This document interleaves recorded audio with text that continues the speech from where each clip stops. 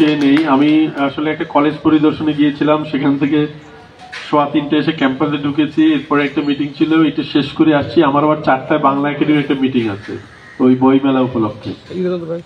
আজকের এই বাংলাদেশ ছাত্র অধিকার পরিষদ কর্তৃক আয়োজিত ডাকসুর শিক্ষার্থীদের উপরে, ডাকসুর নেতৃবৃন্দের উপরে হামলার 5 বছর পূর্তি উৎসবে যারা উপস্থিত হয়েছেন সবার কাছে কৃতজ্ঞতা জানাই।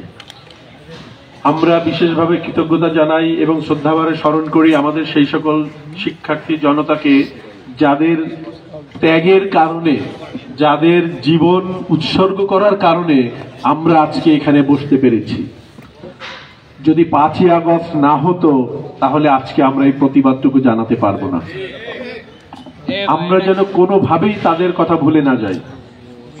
আমরা নানান রকমের পায়তারা দেখতে পাচ্ছি, আমাদের সতর্ক থাকতে হবে, ঐক্যবদ্ধ থাকতে হবে। আমরা 5ই আগস্টের পরে যে বাংলাদেশ আমরা পেয়েছি এর থেকে যেন পিছিয়ে আমাদের যেতে না হয়। আমি দৃঢ়ভাবে বিশ্বাস করি আজকের যে সমস্ত আমাদের শিক্ষার্থী নেতৃবৃন্দ, আমাদের শিক্ষকরা এসছেন, আমরা সবাই সরব থাকলে আমরা 5ই আগস্টের পরে যে বাংলাদেশের ধারা সূচিত হয়েছে সেই ধারা আমরা অব্যাহত রাখতে পারব।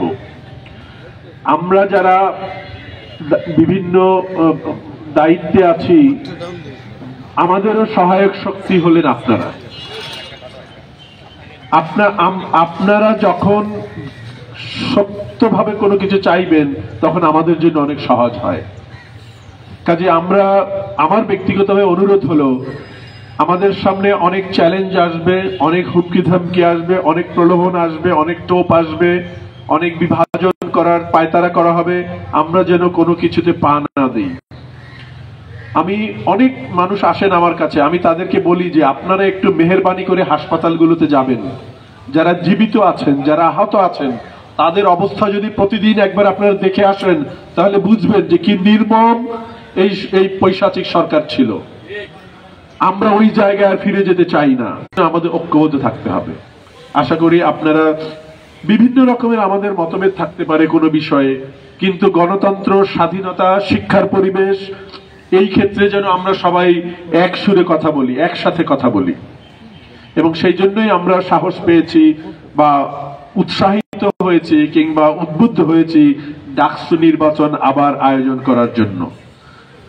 ডাকসু নির্বাচন যদি না হয় তাহলে আমাদের শিক্ষার্থীদের মধ্যে যে গণতন্ত্রের চর্চা, তার অধিকার আদায়ের যে প্রচেষ্টা, সেটা অ্যাডহক হয়ে যাবে।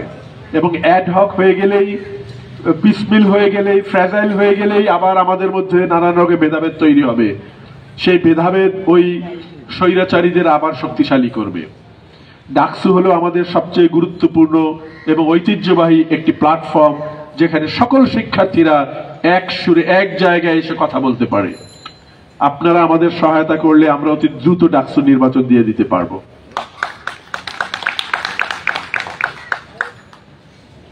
দ্বিতীয় কথা হলো, এই আক্রমণ যারা করেছে, যার প্রতিবাদে আমরা এখানে দাঁড়িয়েছি,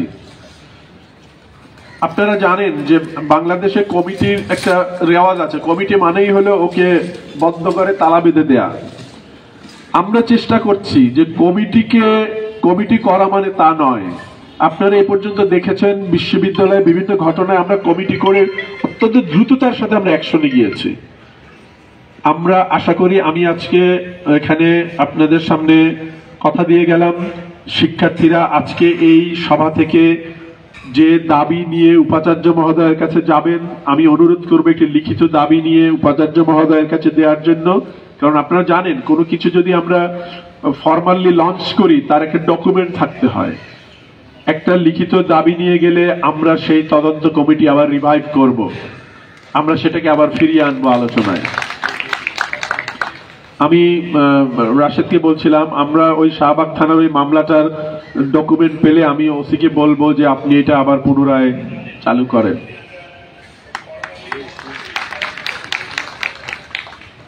আমরা সবসময় আপনাদের সাথে আছি, কারণ আপনারাই আমাদের শক্তি। আমরা বিশ্ববিদ্যালয়ে এখন যত কাজ করছি সেটা কোনোদিনও পারতাম না আমাদের সীমিত সামর্থ্য দিয়ে যদি শিক্ষার্থীরা আমাদের সহায়তা না করত। আমার এই প্রক্টরের দায়িত্বে আমি দেখেছি শিক্ষার্থীরা আমাকে সারাদিন সহায়তা করে, কোথায় কোন দুর্ঘটনা ঘটছে, কোথায় কোন অনিয়ম হচ্ছে, সব তারা আমাকে অবহিত করে। তা না হলে এটা সম্ভব হতো না। আপনি জানেন এই ক্যাম্পাসে, এই ঢাকা বিশ্ববিদ্যালয়ের ক্যাম্পাস, রুশাদ ভাই আমার চেয়েও আরো ভালো জানেন, ঢাকা বিশ্ববিদ্যালয়ের ক্যাম্পাস হলেও মিনিয়েচার অফ বাংলাদেশ, বাংলাদেশের সংক্ষিপ্ত রূপ। সারা বাংলাদেশে যেরকম প্রতিষ্ঠানগুলোকে ধ্বংস করে দেওয়া হয়েছে, ঢাকা বিশ্ববিদ্যালয়ে তাই। সেই প্রতিষ্ঠানে দাঁড়িয়ে, সেই প্রতিষ্ঠানে বসে শিক্ষার্থীদের জন্য শিক্ষা বান্ধব কাজ করা কোনোদিনও সম্ভব হতো না যদি শিক্ষার্থীরা আমাদের সাথে না থাকতেন। আমি আমার সকল শিক্ষার্থীর কাছে কৃতজ্ঞতা জানাই, সাধুবাদ জানাই। এবং আমরা শিক্ষকদের মধ্যেও দেখেছি যারা নানান কারণে এতদিন কথা বলতে পারতেন না, তারাও এগিয়ে এসছেন, তারাও তাদের সাহায্যের হাত বাড়িয়ে দিয়েছেন। আপনারা জানেন নানান কারণে আমাদের মধ্যে কিছু সীমাবদ্ধতা থাকে, আমরা বলতে পারি না, কিন্তু এখন তারা উদারভাবে সাহায্যের জন্য হাত বাড়িয়ে দিয়েছেন। আমরা শিক্ষক, শিক্ষার্থী, কর্মকর্তা, কর্মচারী সবাইকে নিয়ে এই ক্যাম্পাসকে একটি শিক্ষার্থী বান্ধব, মুক্ত চিন্তার, গণতন্ত্রের সূতিকাগার হিসেবে গড়ে তোলার জন্য দৃঢ় প্রতিজ্ঞ। কিন্তু সেজন্য ন্যায় বিচার প্রতিষ্ঠা করতে হবে। আমরা যদি এই আক্রমণকারীদের ন্যায় বিচার নিশ্চিত করতে পারি, আপনারা জানেন ইতিমধ্যে 15 জুলাই থেকে 5 আগস্ট পর্যন্ত যারা আক্রমণ করেছে তাদের বিচারের জন্য আমরা একটা তদন্ত কমিটি করেছি, সে তদন্ত কমিটি কাজ করছে। আমরা বিভিন্ন পর্যায়ে যে সমস্ত শিক্ষকরা আমাদের শিক্ষার্থীদের উপরে বৈষম্য করেছেন, নানানভাবে নির্যাতন করেছেন, সেইগুলোর বিচারের জন্য আমরা ক্যাম্পাসে এই মধ্যে 17টা ফ্যাক্ট ফাইন্ডিং কমিটি কাজ করছে। সেই সময় অনেক শিক্ষক তার কর্মকাণ্ড, একাডেমিক প্রশাসনিক কর্মকাণ্ডে বিরত আছেন। চূড়ান্ত পর্যায়ে তাদের শাস্তি নির্ধারিত হবে। কাজে আমরা ন্যায় বিচার নিশ্চিত করার জন্য কাজ করছি। অনেক ঝুঁকি আছে, অনেক সমস্যা আছে, কিন্তু আমরা সেগুলোকে তোয়াক্কা করছি না।